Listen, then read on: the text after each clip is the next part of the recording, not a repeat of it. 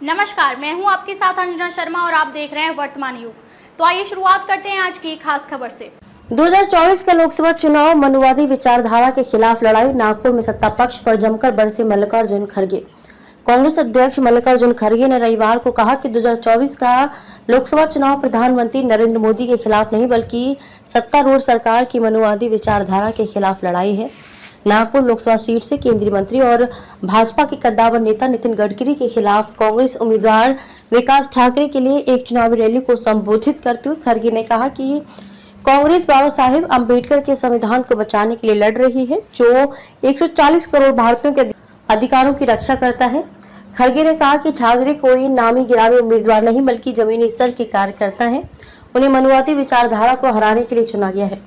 2024 का लोकसभा चुनाव मोदी या गडकरी के खिलाफ नहीं बल्कि मनुवादी विचारधारा के खिलाफ लड़ाई है। खड़गे ने दावा किया कि अगर राष्ट्रीय स्वयंसेवक संघ भारतीय जनता पार्टी की जीत होती है तो आगे कोई चुनाव नहीं होगा और वे संविधान को खत्म कर देंगे।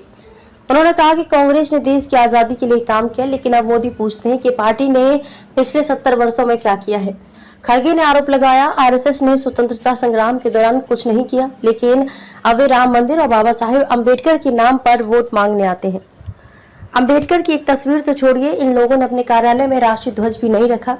उन्होंने कहा कि युवा इन संगठनों का इतिहास नहीं जानते हैं और मोदी के झूठ से गुमराह हैं।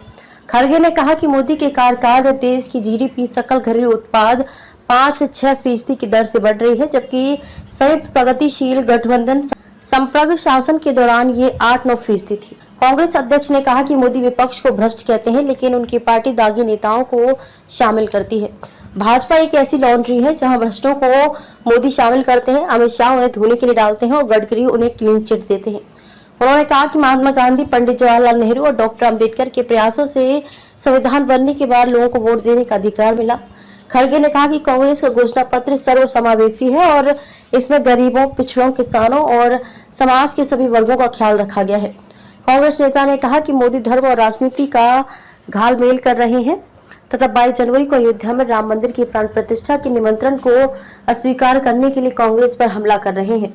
खड़गे ने कहा कि सिर्फ उन्हें और सोनिया गांधी को आमंत्रित किया गया। खड़गे ने सवाल किया कि मोदी कहते हैं कि हम राम के खिलाफ हैं क्योंकि हम प्राण प्रतिष्ठा में शामिल नहीं हुए।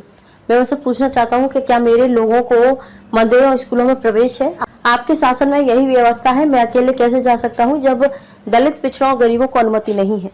आप ये कहकर मेरा अपमान करते हैं कि मैं नहीं आया, लेकिन क्या आपने मेरी पार्टी को आमंत्रित किया?